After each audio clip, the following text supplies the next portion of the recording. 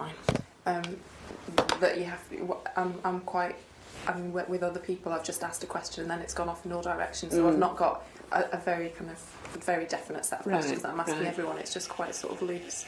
If there's anything that I ask you, I don't think necessarily there would be, but if there's anything I ask you that you'd rather not answer, then just let me know, or if you'd rather not that I record something. Right. That's not come up at all, but I just need to tell you that just in case.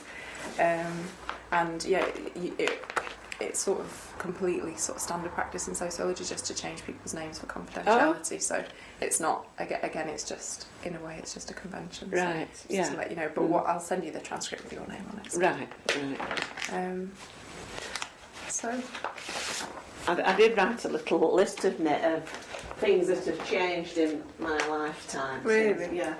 Because there's so many, and you don't really notice until you start thinking. Until you start reflecting, yeah, because you don't stop and think on a particular day. No. It's just like life. How much has changed in the last 5 years of anyone's life, I suppose.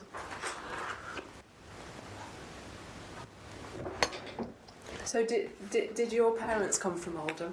Yes, but they were. My mum was of Scottish descent and my dad was of Irish descent. Okay. And where did they meet here, or did they meet somewhere else and then move? They met at school, I think. Really? Yeah. But and then in the evenings, they used to meet at. Well, I don't think they went in pubs in those days, but they used to meet on football matches and things like that. You know. And have you always lived in Leeds? No, I was born in Greenacres, which is just up the road. Yeah. And we had quite a lot of interaction with Leeds because there were quite a lot of things going on in the different places. And we also, both parishes had youth clubs, so we used to go from one to the other, So what was the parish in Greenacres? St Anne's. Is it still there, or is Oh yes, right? yeah. Okay. So your family were always quite involved in the parish, right? Oh yes, yes. My dad originally came from St Patrick's because he lived over near the park, which is the main park in Oldham. Yeah. And they went to St Patrick's. Okay. So I really don't know how they met because they were in different areas really. Yeah. So it must have been something to do with their leisure activities, I think. Yeah. Do you think it was important to both of them to marry someone who was Catholic, or would that not have mattered? Oh yes, it was. Well, it was.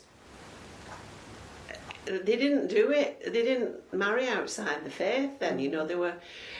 Well, they were scared. They were scared of marrying outside the faith because they were threatened with all kinds of things. Yeah. Well, you probably know what it's like, but that's what it was like. Yeah. Yeah. And did your mum's family come from Greenacres? Was that how your mum ended up settling there? My mum's mum was not a Catholic, but she married my granddad, and he lived. Do you know when you're going along Lees Road, you get to the end where Cross Street is? Well, just behind there, it was a very poor area, there were lots of people who all went to St Anne's from there. Okay. In fact, I still see quite a lot of the people who were the descendants of my grandparents' generation. Really? Yeah, and they're always talking about how poor everybody was. So where would people have worked, or did they? Well, they worked in the cotton mills or in the mills just round here. Yeah. Oh yeah. There were lots of mills round here. Yeah. Yeah. Like in this area, just this area alone, there'd be about 7 cotton mills, and they were so dirty. The smoke came out and it was absolutely black. You remember that? I do, yes, I remember that. Yeah. And everything outside was dirty. Yeah. Put your hand on anything outside and you got a black hand. Sooty. Yeah. And my husband was a keen bird watcher as a young man. Really? And he had this little book with pictures in of birds, and he didn't believe that the picture in the book of a sparrow was the same as the ones we had round here, because they were all black, you see. And it wasn't until he was about 15 that he realised that it was just soot, that was making them look black. No way. So did your family work in the cotton mills? Yes, yeah. My dad, I believe he was out of work when I was born. I was born in 1935, and he wasn't working. It was a bad time for employment then. The depression. Yeah. Yeah. And my mum didn't work when we were little. I had a brother, and my mum didn't work then. But my dad was called away to the war in about 1940, and of course my mum had to get a job then because there wasn't enough money coming into the house, you see. Right. So she went to work. Wouldn't have been that. Oh no, didn't get very much at all. So my mum got a job. I think she was in the munitions factory, Really? making the ammunition.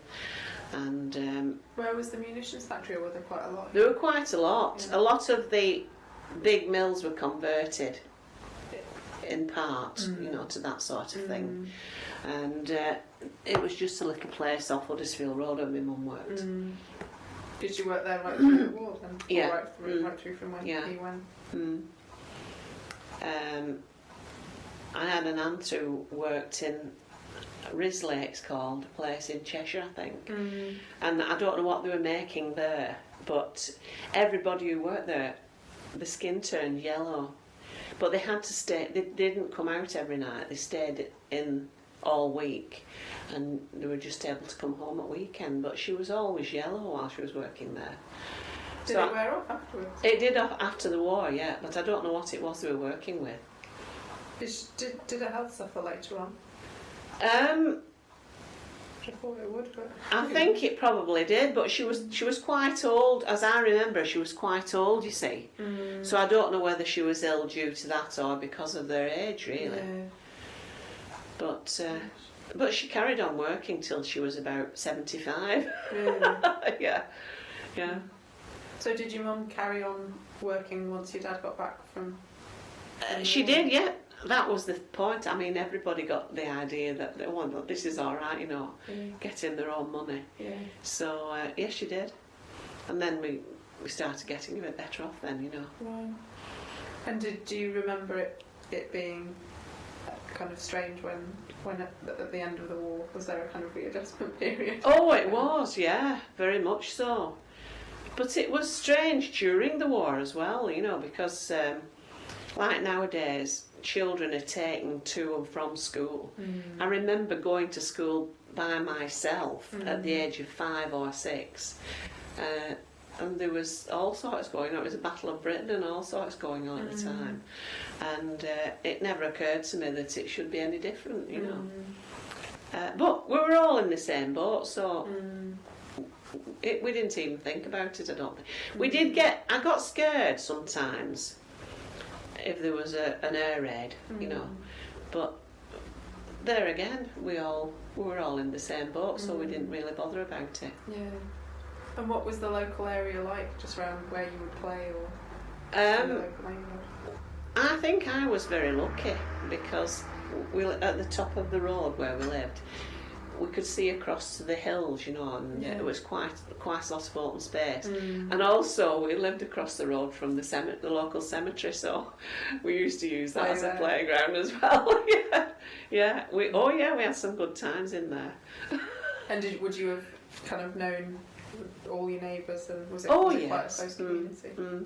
Oh yes, when I got married in 1956, and all the street came out. When the taxi came to pick me up, I opened the door and all the street was out watching. Wow. Yeah, it was amazing that things come back to you that you've forgotten all about. Yeah. So did you live in the same street right until you got married? Yes, I did. Yeah. When my mum and dad got married, they didn't have. This is another thing that was quite common at the time. They didn't have their own place. They just rented a room in someone else's house. Okay. And I think I was born while they were living in this other person's house, and then I was about 1 when we got our own place. Right. So, and then I stayed there till I got married. And did your mum and dad stay there right the way through when they got older, or? No, well, the houses were demolished. Really? When was it? About mid-1960s, I think. And they were transferred from there up to St Mary's near St Mary's Church. Oh, okay. That's in the centre of Oldham. Yeah. And they had a I know flat. what you mean. They had a flat there. How did they feel about that one? It was... Oh, they loved it. They Really? loved it, yeah. And they lived there until my dad died in 1994. Okay. And then my mum got a little sheltered accommodation up near where we lived, because we lived up Clarksfield then. Okay. So she was quite handy to visit, you know. And did you go to a school in Grenicas? Yes, I went to St Anne's School. Right. And then when I was 11, I got me 11 plus, and I went to a grammar school in Salford. That was another thing which was a big thing in those days, you know, travelling all that way to school. Whereas you could just walk down the road before. And was that the nearest Catholic girls' grammar school? Was that why you had to go to That's Salford? right. Yes, there were two in Oldham. One was Hume Grammar, which is still around. Yeah.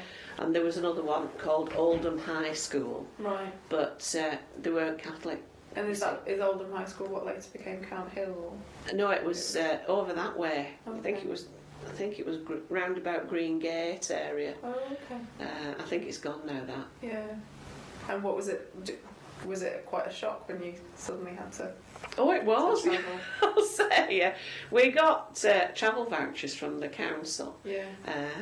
But it was getting up to go out so early. You know, it was like leaving home about 5 to 8 in the morning and going down to the station. I mean, it was amazing, really. At 11, you know, going on the train on your own without your parents. You know, very, very strange. Yeah. And were there quite a few girls that you? Oh knew yes, who yeah. went There were two from our school, two from St Mary's, one from St Edward's. So we all mingled in together, you know. But there were some already there we already knew, you know. And what was that school like what was it like getting used to being an Oldhamer in a school full of people from Salford and all? Very strange, really, because we spoke a different language to begin with, you know, because they spoke with sort of Manchester accent, whereas we had the Lancashire, and there were certain things that we used to say which they didn't know what we meant, you know. Yeah. Like Ginnell was one thing. We used to say there's a ginnell down the side of our house. A what? You know? So you had to explain what a ginnell was. Do you know what a ginnell is? An alleyway, yeah. But after the war, this was in the year after the war. This was when I got my scholarship to go to this grammar school, and when I was halfway through that year, I began to be ill, and I couldn't hold on to anything. It was just as though my nerves were not working properly, and I eventually had to go to hospital, and I was in hospital for about 3 months in Oldham. Right. Then they sent me to West Kirby on the Wirral, and I was there. It must have been 6 months I was there. Now this is a big difference because we only allowed visitors once a fortnight. Oh my goodness. Whereas now you At can age go in 11 any or time. 12? Age 11, yeah. I had my 12th birthday while I was in the hospital. And did they know what was wrong? Well, it was St Vitus dance. Have you heard of that? I have. I don't really know what it is, but I have heard of it. It's a sort of they called it nervous debility at first, but there's another disease which is of the same family, and that is Huntington's chorea, which is you can't cure that. It just degenerates over the years. This one is another kind of chorea, but it can be cured. Thank goodness for that. Yeah, but you see, with it being at the same time as me going to a new school and just having come through the war, they thought it was a combination of both those things, you know, were a bit too much for me. So anyway, I came round and I've been fine ever since. So you went back to school in Yes, Salford? yeah. What was the grammar school called in Salford? It was called Adelphi House, and it was run by an order of nuns called the Faithful Companions of Jesus. Yeah. They're not. Still It's up not in there. Salford, are they? Pardon? Are they still up? They in Salford? have the main house is in around the area. I'm not sure exactly where, but they haven't got the schools, I don't think. No, now. most orders closed their schools at some point, didn't they? Was it, what do you remember of it as a school? It was very strict, very strict indeed. Everything was beautifully clean. That was something I noticed. You know, the polished floors and everything. And one thing which didn't really strike me till a few years ago, when my children started going to comprehensive schools, that in the new schools there weren't any cloakrooms built. And I remember going to the parents' evening and saying, why haven't they got any cloakrooms? You know, they're carrying these big bags around all day, and the coats and everything else. And they said, well, we can't have cloakrooms because things get stolen, you know. Whereas ours, in my school, it was very secure. There was somebody patrolling round all the time to make sure everything was safe. And I couldn't believe the difference there. Yeah. Strange, isn't it?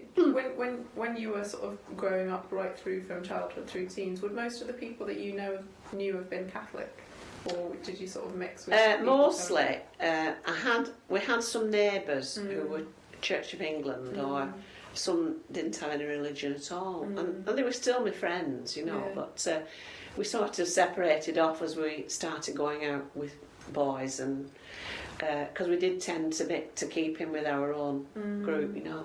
Yeah, it's interesting, isn't it? I think to some extent it still happens now, really. Yeah. Catholic schools. So when you left grammar school, did you carry on, or did you get a job? I got a job. My friend went on to be a radiographer, the one who I went to grammar school with. I wanted to leave, but I've realised since that it was a good experience. I didn't feel happy there. You know, it was. I think the travelling didn't help, but I don't know why it was. I didn't get on very well with the headmistress. She was a bit. In fact, I'll give you an example. I was ill one day, and I went in the following day, and we had to take a note in. And I handed this note in, and during the lunch period, we had to go into the washrooms and everything. And she came into the washroom, the headmistress. She was a nun, and she said to me, I believe this is the note you handed in. And I said, yeah. She said, do you think I'm fool enough to believe that is the writing of an adult? And it was my mum's writing. I couldn't believe she said that. And I thought, you know, everybody's not as lucky as you. But obviously I couldn't say that, you know, but that was her attitude, you know. So were there quite a few examples of that? Oh, yes. And do you think did it feel like there was a difference between kids depending on which parts of Manchester they came from? Because quite a lot of them came from Cheshire. You know, they were quite well off, and there was definitely a difference, yeah. In what way? Well, she treated them differently, you know, because they obviously had a bit more influence, so... She actually, the year that we were leaving, they were getting a bit worried because there weren't enough people staying on in the sixth form, you see. So she wrote a letter to all our parents to ask if we could stay on. And my dad said no, you know, because I was getting a job. And she sent a really nasty letter back. I can't remember what she actually said, but I know my dad was quite shocked when he read it, you know, because this was coming from a nun, and he was from an Irish Catholic family, you know, and... It's really difficult to imagine that happening now. God. And so, were you happy then to get a job? What yes, was that like? I worked in a jeweller's. Well, it was quite handy really, because we had a family who went to St Anne's, and they had this quite prestigious jeweller shop in Oldham, and. One of my aunties took me. They advertised for a shop assistant, and one of my aunties took me around. I would have never thought of going, but she took me around to the house to visit them because she used to be the nanny of the children, you see. So I got the job there and then, and I was there until I got married. Really? Yeah. And would you have gone into Oldham a lot as you were growing up anyway? Or? Oh yes, everybody did. Shopping at Saturday afternoon, and we used to go around, trying all the lipsticks on in Woolworths and things like that, Yeah. Yes, we enjoyed it. I don't go in very much now. I feel a bit intimidated in Oldham now. Really? Yeah, because there seems to be so many people hanging about with not anything to occupy them, I know it's probably not their fault in a lot of cases, but you do feel a bit worried sometimes. Sort of in the town centre? Oh, definitely in the town centre, yeah. And you get accosted by people as well, wanting money and stuff. So, I mean, I do try and make it a habit not to refuse people, but sometimes I wonder if I'm being taken for a ride, Yeah. Just depending on where you go, you can spend your entire time responding to a request like that. And what do you have quite vivid memories of was it Tommyfield Market? Oh yes, it was great on there. There used to be a place where they sold black puddings hot, and people used to throng around there. The woman was from Shaw as well, who made them. I think she used to go around all the markets. Oh, they were lovely. You get one in a paper cup sort of thing, with mustard and all kind. Oh, it was lovely. Sounds delicious. I never like the idea of black pudding, but I do like the taste. And all around the edge of the market, there were proper little shops, not just stalls. And there were restaurants where you could go in and have your dinner. If you were, some people used to go up and spend all day. I couldn't do that. I never felt as if it warranted the whole day there. But some people did, and used to go and spend the dinner hour in there. And did your brother go to a school in this area, or did he go to a grammar school as well? No, he went to St Anne's as I did. He was about 3 years younger than I was, and he didn't go to a secondary school. He couldn't. He wasn't the type to put his mind to study. Yeah. So he went on to be an electrician. Right. So he did very well. He was good at his job, but he wasn't studious.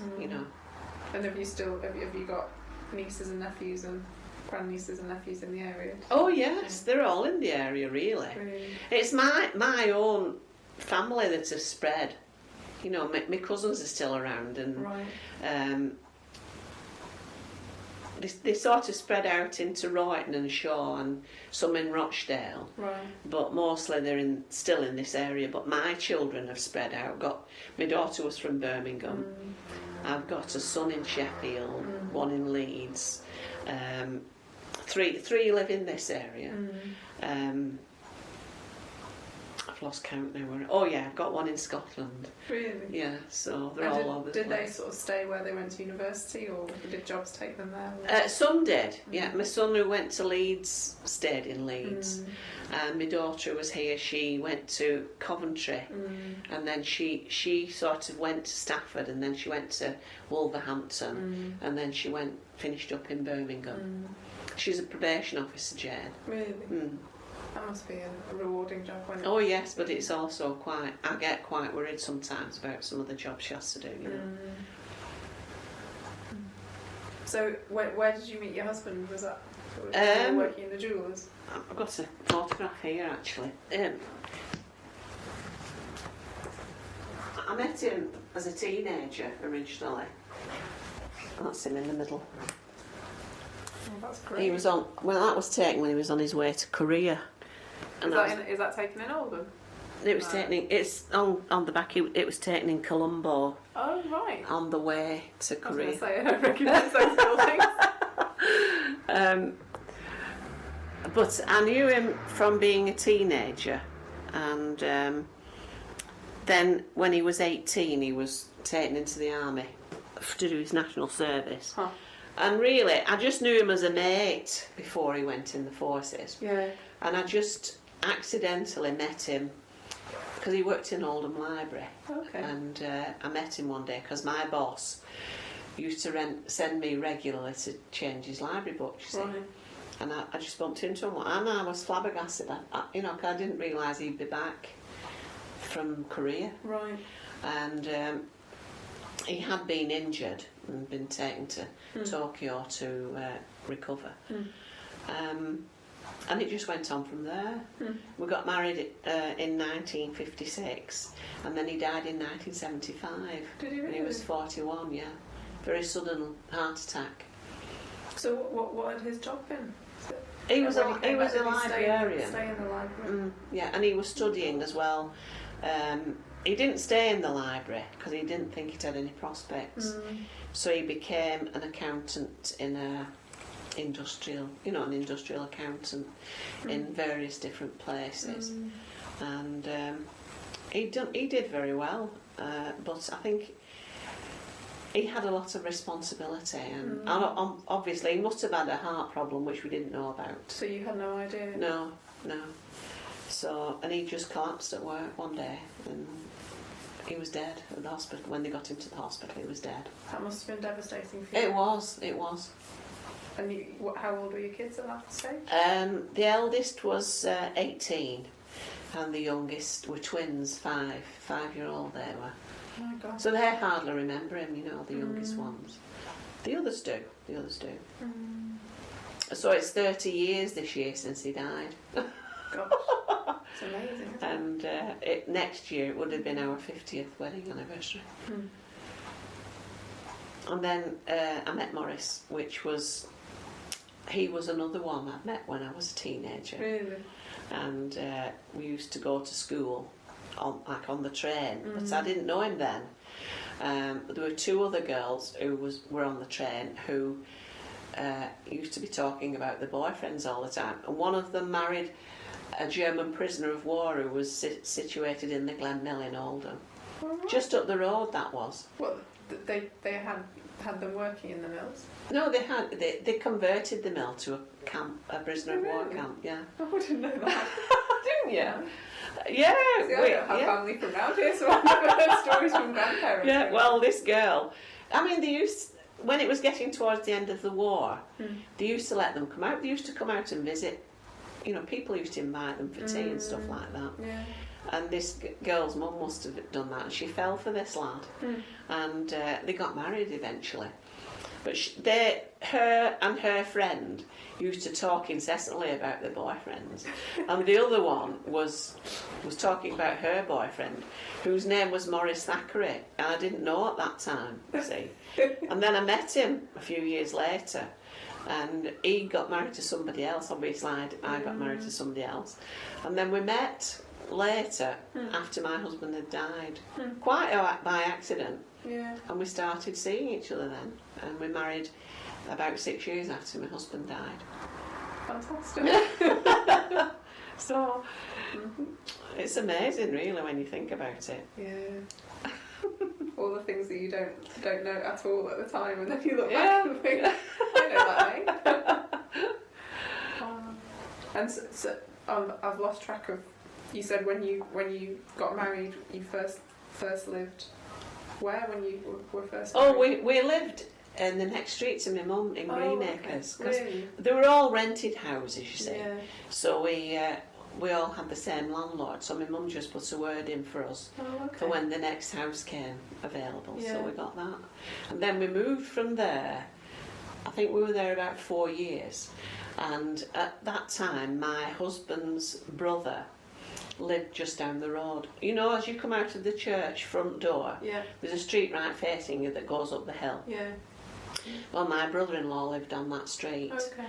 And he was a wallpaper manufacturer, Right. and he got a job in the Midlands, Oh, okay. and they were providing him with a house. Okay. So he said, well, he owned that house down Right. there, so he said, I need to get rid of this house quick, how do you fancy buying it? So we said, well, how much do you want for it? And he said, well, it's about, I think he said about £450 or something like that. But he said, whatever you've got in the bank, we'll take, and then you can pay so much a month, you see, which we did. Wow. And I think we lived there about It was 1959 when we moved in, and we left in 1968 or something like that. And that was it really. That was our entrance into Leeds. Yeah. But then later on we went to Spring Head because we couldn't fit our family into that house by then. Yeah. And we moved to a big house over near the park, which had about 5 bedrooms, so we stayed there for a long time. But that would have been still in St Edward's, is Spring Head? No, that was... Spring Head was in St Edward's Parish. Yeah. But the one we moved to over there was in St Michael's Parish. Okay.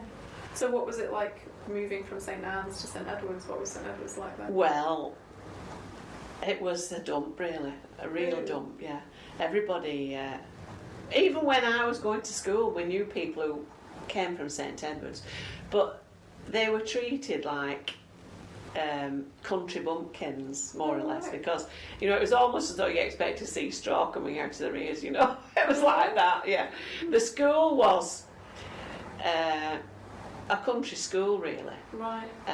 But when I knew that we were moving down here, I thought, I don't want my children to go to that school because it didn't have a very good reputation. So I put my name down for the children to go to Greenacres. Right. But when my eldest son was getting near to the time when he should have started school, this lady appeared at the door and she said she was in charge of the nursery at St Anne's. She says, I'm just here to tell you that we're so overbooked at St Anne's, I don't think we're going to be able to fit you in because you're in a different parish, you see. So I thought, oh no, they have to go to St Edward's now. And it was great. It's been great ever since, you know. It's just like they were all like different mothers to them, you know. Especially in the nursery, they had a coal fire in the nursery with a big fire guard round. The teacher was like their gran, you know. She was an oldish lady, and they've really enjoyed being there. But then, of course, they've got the new one now up there, but it was a bit of a hit and miss place because sometimes they'd be in one classroom and then they'd have to move to somewhere else because they were having to change around all the time, you see. Right.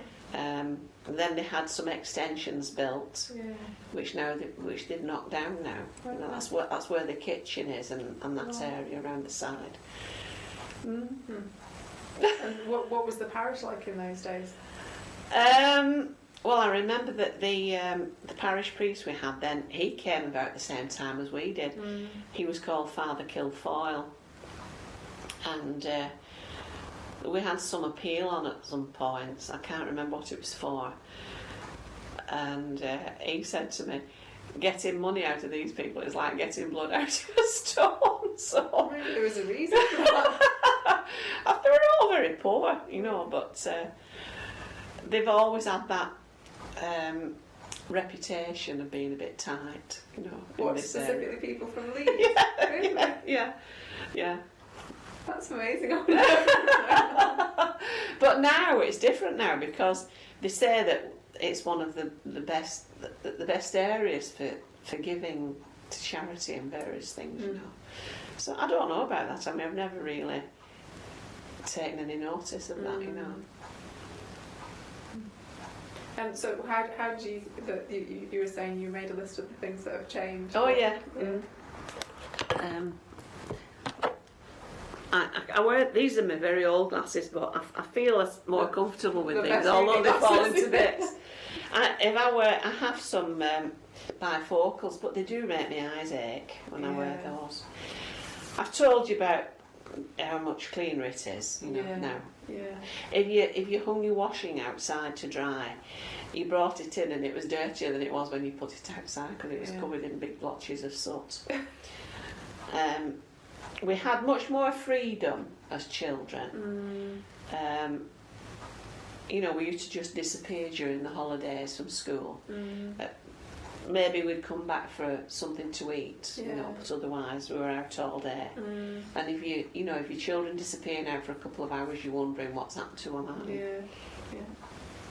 The NHS, that's a big difference, difference. Yeah. And I'm really worried about that. When we were children, our parents had to pay so much a week.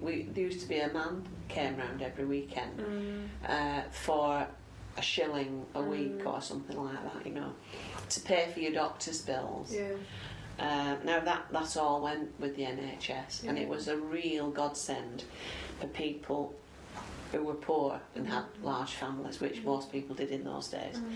And I'm worried to death that it's going to be done away with, because it's been a great change. Education's changed. I mean, they learn much different things now than we did. I think that we had an extremely good education at Adelphi House. We learned things that were quite academic, I think, which people don't seem to know these days, like Latin and stuff, you know. There's a lack of discipline in general, I think. And the children don't seem to... In fact, my grandchildren have said to their parents, we don't seem to have any boundaries, you know. We don't know when we're overstepping the mark. Now, this is a very big one. I knew, when I was at school, I knew one person who was black. And we only knew him because he was a rugby player. And he came up from the South Wales to play for Oldham Rugby. Really? What was his name? He was Alec Givens, his name was. Right. He had a son with the same name who was in our class at school. They were Catholics. Really? But In your class at St Anne's? St Anne's, yeah. Right. His dad was our sort of hero then, you know, because we were rugby mad. Yeah.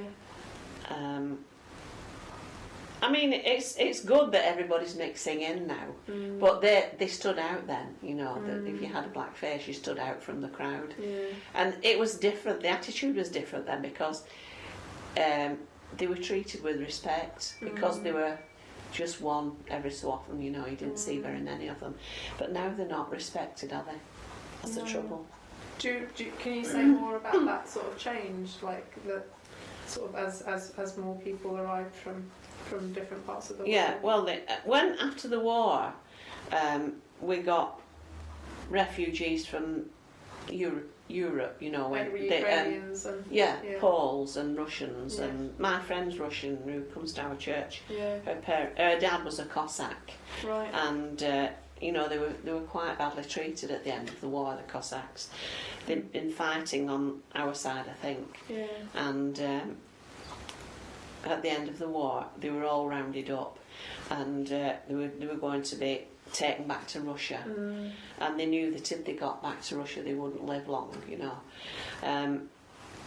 So they all made a break for it, and Ilona's dad, she said they were out in the wilds trying to live rough, and in the meantime, which they didn't know about this, there was an amnesty, and they said if they all came back, they would be released, you see.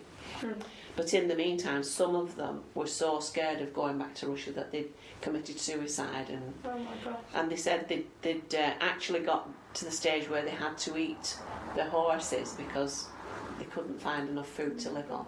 Well, that was a devastating blow for a Cossack, because that was their, you know, their way of getting about.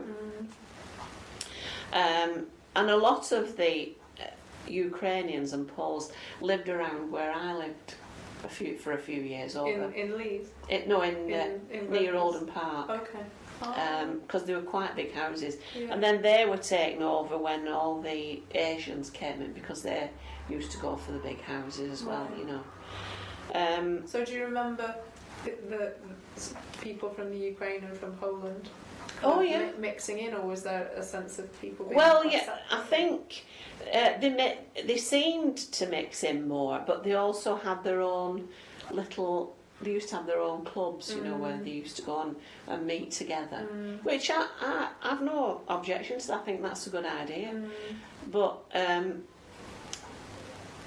I do. I still know a lot of Ukrainians and Polish people, and they seem to have become. But also, you see, when I hear people moaning about the Asians and that, and I say, well, our parents and grandparents were really immigrants, weren't they? Mine were some were from Ireland, some were from Scotland, and they've managed to mix in, and nobody mentions them. You know, it's always the coloured ones who get the stick, isn't it, really?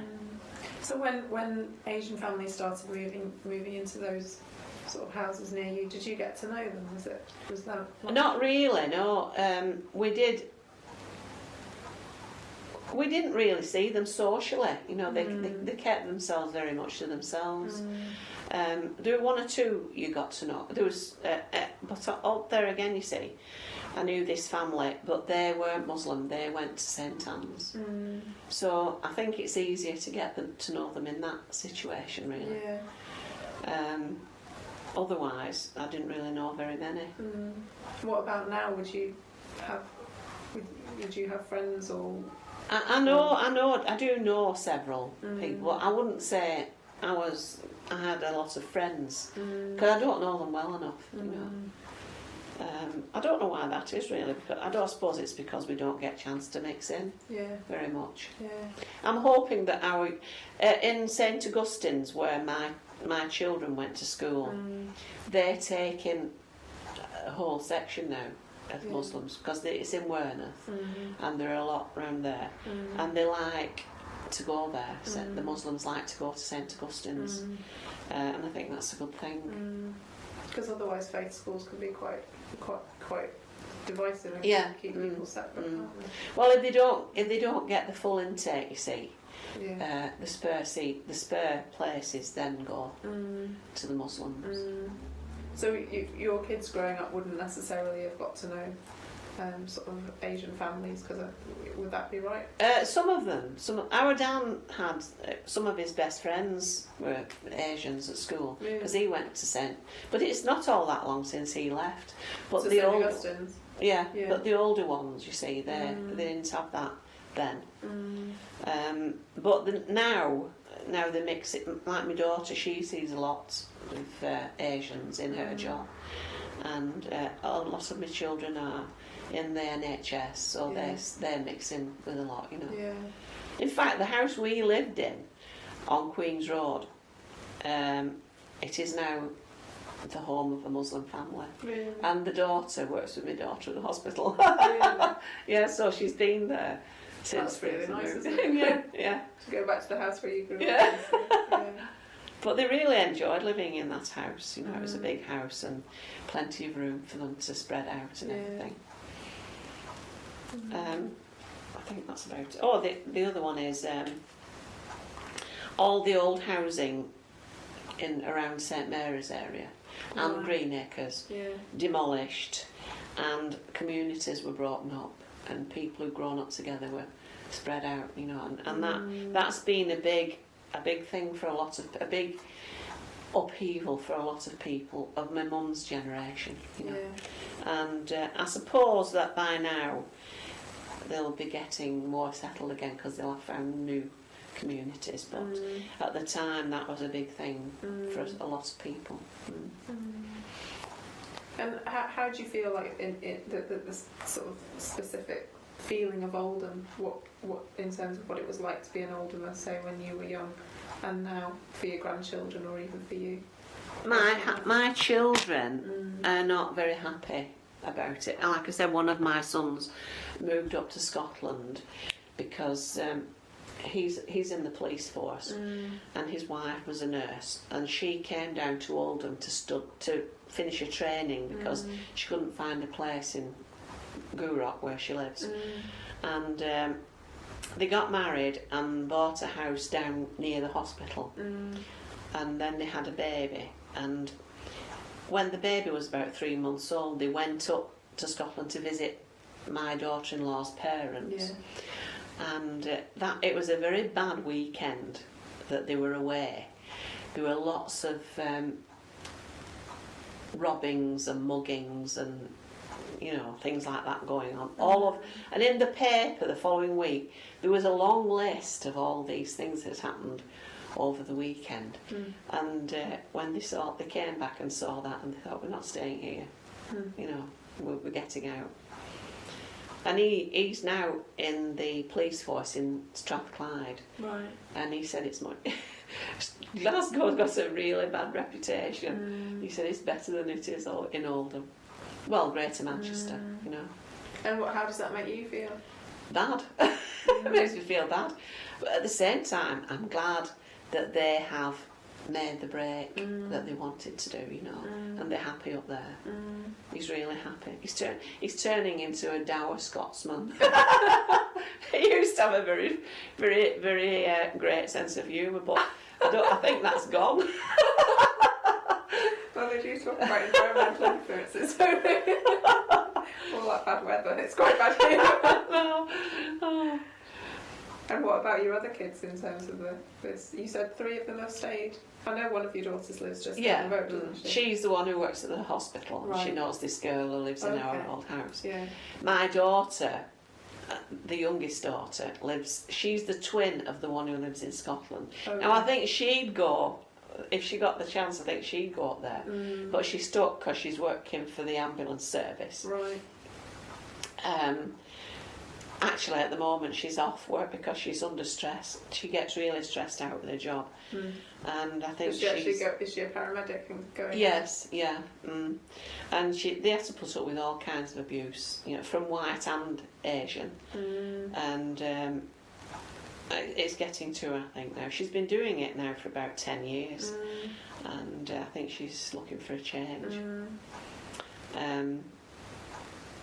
I've got another daughter. Well, so my daughter is a probation officer. I've got a son in Sheffield who is he's a nurse in a secure unit for the NHS, you know, for people who are mentally ill. And you know, I worry about all the things that might happen to them all, you know. Still, that's their business, isn't it? Can't do anything about it.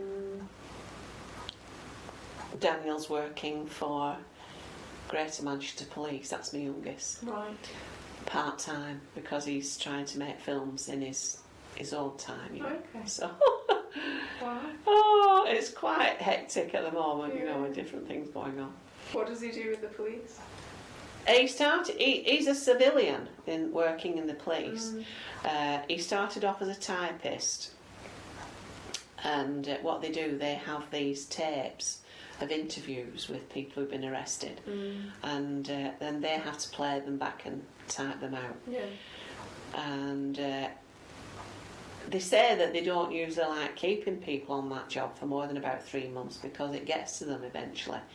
And he's been doing it for 9 months, and they've just moved him now to the department because he said last week he had the most horrendous thing to type out, which it really got to him.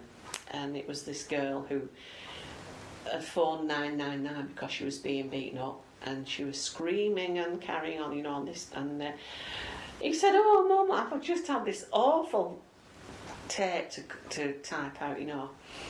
And I think they must have noticed that he was a bit stressed out by it, so they moved him on a bit. He's now he's looking after the guns and the cannabis plants. You know, the evidence department. So he's got to, you know, keep it all under, you know, regulation. Fantastic. He said the other day, a young policewoman came in waving a samurai sword. Oh my gosh. Which was evidence of something or other. Oh my goodness. You wouldn't want to be on the wrong side of a samurai sword being waved around, would you? Well, life isn't dull, anyway, I can say that. And were you in Oldham at the time of the riots? Were you here? I lived here then. Yeah. It was just a few months after my husband died. Then. Was it really? Yeah, and I'm really glad it didn't happen while he was alive, because he would have got really stressed out about it, you know. It was frightening though, really frightening. And you got to the stage where you were frightened to go in the town in case something kicked off, you know. Yeah. How did you feel about it, just watching everything? Well, I could see both sides really. I could see why some things started and why other things started, you know. But it's very confusing at times, very confusing. I don't know what to think sometimes, you know. Did you take part in the consultation that followed it? Was it the Ritchie review when they? No, I didn't. But we did start up a thing, you know, going to different churches and The interfaith. yeah. I got involved with that. And what was that about? How did it sort of feel to be involved in that? I know my mum does. Yeah, it was good. I enjoyed it. Yeah, I felt. In fact, I was talking to this man. I think he was. Is this an imam they have in Muslim faith? And he had a little white hat on, and I was talking to this man, and it was like I said, only a few months after my husband died, and because he'd said that he used. I said I lived in Lees, and he said he used to go through Lees up to Saddleworth. He said I like to take my family walking in Saddleworth, and he said, so you and your husband you probably go up walking with your family. And I said, well, my husband's dead. And I thought, immediately I said that, I thought, he's going to think I shouldn't be out, you know. I don't know whether he did that or not, but that's the impression I got, you know. Because I was a widow, and I shouldn't really be out, you know. That's the feeling I got. I'm probably completely wrong, but it's your perception of the things that you learn from the newspapers and the you know, the television and everything. Probably a very nice man, but how did he respond to it? Did he say anything particular? He just said, oh, you're a widow then? And I said, yeah, and then he sort of moved on to somebody else then. So that must have been a painful time though, for you even to... Oh yes, it was, yeah. But I mean, it was painful, and it was also relief because he was so ill, you know. He had asbestosis. Really?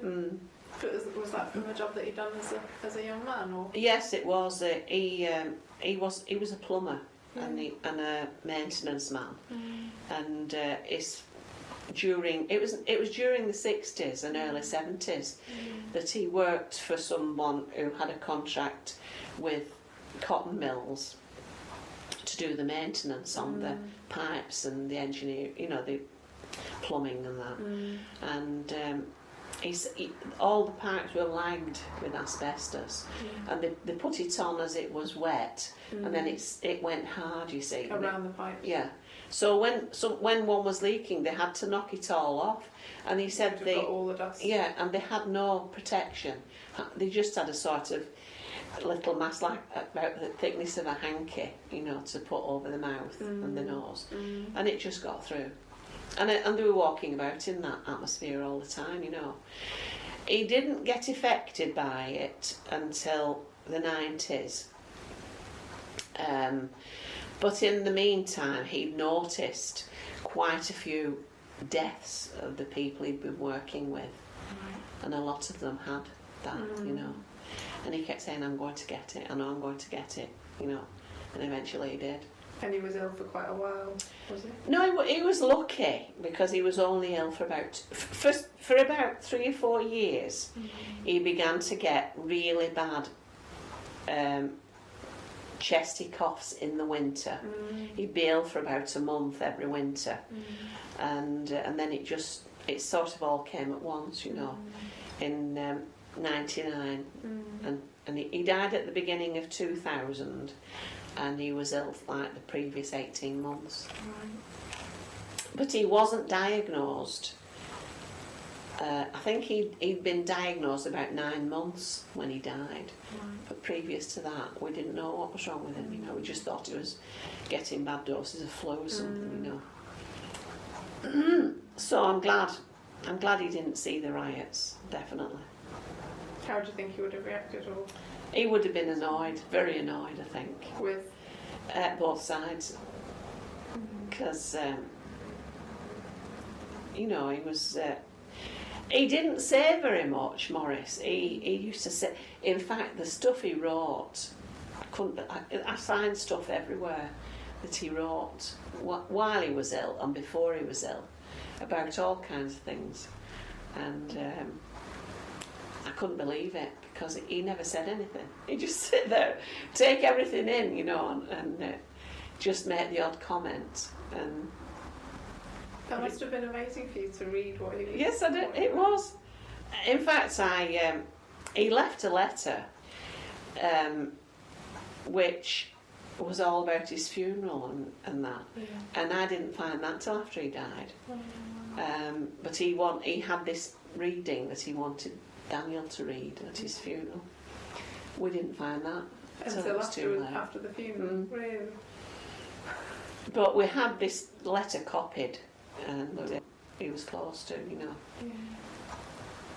Yeah. His brother did it on, you know, he did it on the computer because Morris was a lovely writer, and his brother managed to copy his writing, but he made it more tidy, you know, because there were a lot of crossings out in the original letter, you know. So he did it a proper copy, and we gave them out to people. There's not many people who've been widowed twice, are there? No. I don't know. Sometimes I think, why me? You know, but then I think, well, why not me? It's just the same as everybody else, really. So what, in terms of the sort of local area and the place coming out of what happened in the riots, what would your sort of hopes be for the future, or what do you think? I would hope that we could become really integrated. And Jane lives in Birmingham, and she says it's amazing there. It's just so well integrated, you know. And she comes up here and she can't believe it, you know. It's so different, and I would like it to be like that, but I don't know whether it will ever be or not, because I think it goes back a long way into the past, because in the time of the mills, the cotton mills, people came into the area. This is like in the Industrial Revolution. They'd come into the area and set up a business in a cotton mill and make loads of money, paying the people peanuts who were working for them, and then very, very few of them put any money back into the area. They all took the money and ran, you know what I mean? And I think people feel quite resentful of that in this area. And then they see other people coming in and taking the jobs as they see it, and they feel very resentful about it. I think it'll take a long time for that to alter. That's really interesting. I've never made the connection before between the fact that people, you know, the people who profited from the mills had taken the money out before as well. There were a couple who were good, who did a lot for the town, but a lot of the people didn't actually come from this. You see, the ones who were actually stayed and put the money back were from this area, but the others weren't, and they finish up in Surrey or Cheshire or somewhere nice, you know, and just leave the place. And during the war, there used to be big posters up on the wall saying, Lancashire, England's bread hangs by Lancashire's thread, because we were going mad making the uniforms and, you know, for the soldiers, and then everybody just got dropped because they you know, they closed it all down after the war, and people feel very bitter. The munitions factories and the cotton mills. Yeah. Do you remember that as the cotton mills were closing? Oh yes, I do. Yeah. When I was a child, we lived in Greenacres, and we lived at the top of Greenacres, and then the road went down like that on the other side, and it was just cotton mills on either side all the way, and all the way up to Waterhead. I wouldn't want it to come back because it was filthy, and it made people ill. Maybe if they could get it so that it would not do that, but we used to be woken up in the morning by all these clogs because they all walked to work, and it was like, you know, you were woken up at about 6 o'clock or 6:30 in the morning by all this noise. And a lady had emigrated to America, and she came over back over once to visit family. And she couldn't believe, she said it sounded like a stampede. Cattle stampede, yeah, at morning, yeah. And then what were your family affected by the mills closing, and your neighbours? My mum went into something else. She went into a place where they made elastic, that was another dirty job, really. She was full of oil, and because they used to have to put the cotton round the elastic, and it was really dirty, the job. Quite a lot of people were employed there, and my dad went into several different areas when he left the cotton. He went into a place, I think he worked at Ferrantes at one point, at Hollingwood, and another. Is that engineering? Yes, and he worked for another place called Smith and Nephew, where they made medical I was going to say that's still going, isn't it? I recognise that name. But my dad retired at 65, and he was glad to. My mum retired she carried on working past the retirement age till she was about 63. But they had a good life. I'm not saying they had a bad life, they didn't. They enjoyed their life. There were just two of us, my brother and myself, and he died in 91. He had lung cancer, but he smoked a lot, you know, it wasn't asbestosis. Did you work yourself besides bringing up lots of children? I didn't. When my husband became an accountant, we got a lot better off then, and I was able to stay at home and look after the children myself.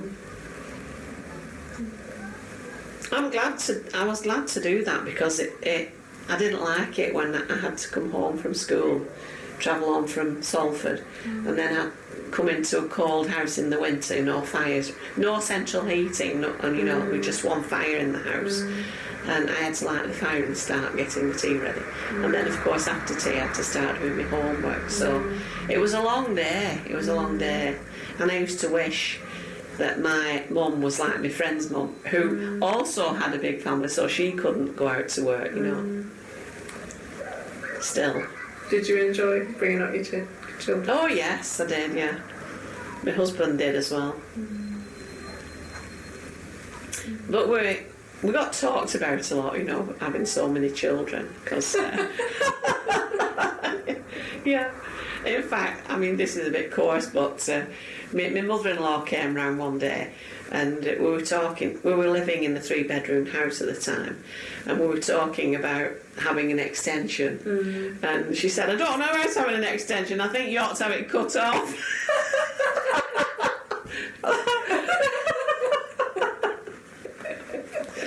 But there you go, get used to that sort of comment.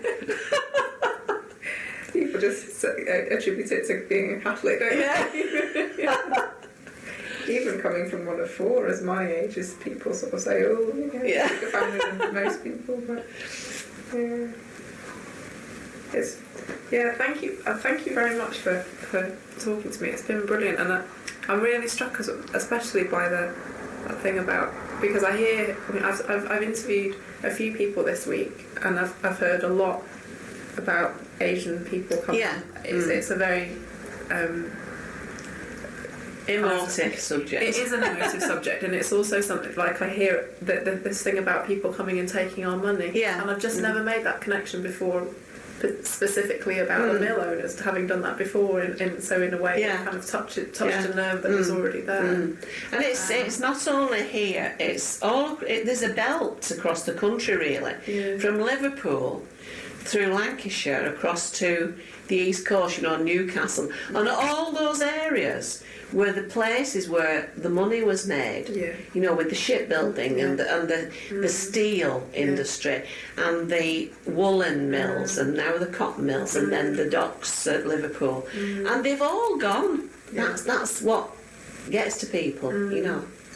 Well, I think one of the reasons I'm really interested to do the project is partly because, I mean, obviously my family don't come from here, and they didn't particularly have links, so it was in some ways it's unusual for a family to move in. People always say, "Oh, why did you go to Oldham?" And my mum and dad just came here because they had friends from Africa who lived in Oldham. That was what brought them here. Yeah. And they didn't. My mum's American, and my dad was in the army, so he didn't have one place to come back to. So he got a job here, and they moved here. Yeah. So where was your dad born then? He was born in Bodmin, but then he lived in Cornwall. But then he lived in Germany as a kid because his dad was in the army. His dad was in British Somaliland when he was very little, so he was in Cornwall. And then they were all over Cornwall, I think, and maybe Devon. Then they went to Germany. Then I'm not sure where they moved in the middle. Then they went to Jamaica. Then Liverpool, then Scotland. So obviously my dad didn't, he was generally British, but he didn't have any one place. No. My grandma was in Taunton in Somerset, but I don't think my mum and dad particularly thought of settling there when they came back from Africa. So that's, it's in a way for me, so I've sort of, obviously I've got this important connection with Oldham, but I never felt like I came from here because I was taught differently, and just when I moved in it was a bit of a shock because just a culture shock from coming from outside. And so there's always this sense, if I tell people from London, Oldham, especially now, people think, oh, riots and stuff. And that's really what I'm interested in, is trying to kind of understand more about how those sort of local identities have been played out over time, and why people talk about nice places, whatever, like you're saying, sorry, like, why is Guildford nice and Oldham's not nice? It's just sort of, and what that means to people who live around here and come from around here, and that, because there's obviously such strong roots and such strong, really strong sense of community still, much more than where I live now, where people don't know each other at all. But Cornwall's quite a deprived area, isn't it? Parts of it definitely are, And there's lots of places that have been left in the lurch, aren't there? Not just in the north, but that boy I was telling you about, whose dad was a rugby player. We're still in touch. So they stayed in the area.